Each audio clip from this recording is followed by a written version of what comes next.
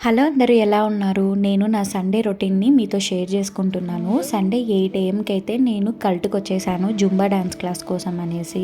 నేను కల్ట్‌లో జాయిన్ అయ్యి 1 మంత్ అవుతుంది. అసలు ఏ డిఫరెన్సే లేదండి. 40+ అబోవ్ వాళ్ళందరూ వస్తున్నారు. ఇంకా 50 మినిట్స్ సెషన్ అయితే బాగా జరిగేసింది.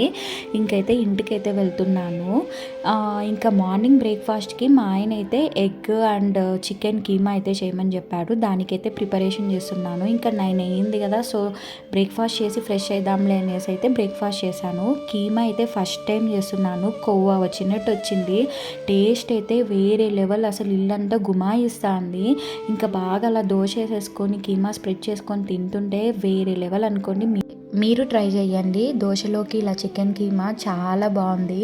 ఇంకైతే నేను ఫ్రెష్ అయ్యి ఇంకా మధ్యాహ్నము లంచ్కి అయితే ప్రిపేర్ చేస్తున్నాను. ఒక పక్క రైస్, ఇంకో పక్క అయితే చికెన్ అయితే చేస్తున్నాను. పాప కోసం అయితే ఇలా లెగ్ పీసెస్ అయితే కొట్టించుకొని వచ్చినాను.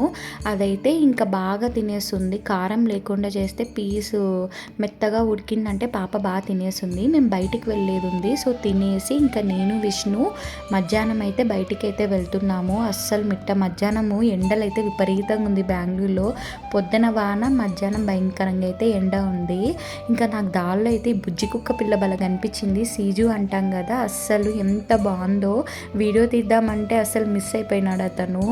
ఇంకా మేము వర్క్ అయిపోయి రిటర్న్ వస్తుంటే ఇలా వర్తూరు రోడ్లో గుంజూరు దగ్గర ఫ్రూట్స్ వెజిటేబుల్స్ అయితే సంత పెట్టారు. కుప్పలుగా అయితే డ్రాగన్ ఫ్రూట్స్ అయితే అమ్ముతున్నారు. 100కి 4 అంట. మనం గట్టి ఉన్న పీసెస్ని అయితే ఏరుకోవాలి. నేను స్పేర్ తర్వాత అయితే డ్రాగన్ ఫ్రూట్ అయితే తీసుకున్నాను.